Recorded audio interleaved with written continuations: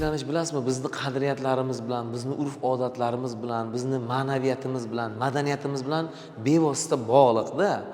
Bular bu partiyaning vazifasi mana shularni himoya qilib, bularni qo'llab-quvvatlab, mana shu qonunlarda ham, umuman ijtimoiy hayotda ham mana shuni qo'llab-quvvatlash uchun o'zini g'oyalari va tashabbuslari bilan chiqmoqda.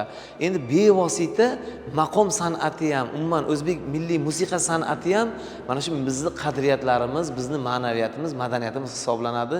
Men o'ylaymanki, bu partiyaning hozirgi ishlarida aynan o'sha maqomga yo'naltirilgan va nima deydi, milliy musiqamizga, qadriyatlarimizga, an'analarimizga yo'naltirilgan dasturlari mavjud. Men o'ylaymanki, bu partiyani qo'llab-quvvatlashimiz kerak. Bu baribir bizni an'analarimiz, qadriyatlarimiz hammasi bu bizni farzandlarimizni go'zal tarbiyasiga ta'sir qiladi degan bir fikrimiz bor. Milliy tiklanish demokratik partiyasini 30 yilligi bilan barcha yurtdoshlarimizni muborakbod etaman.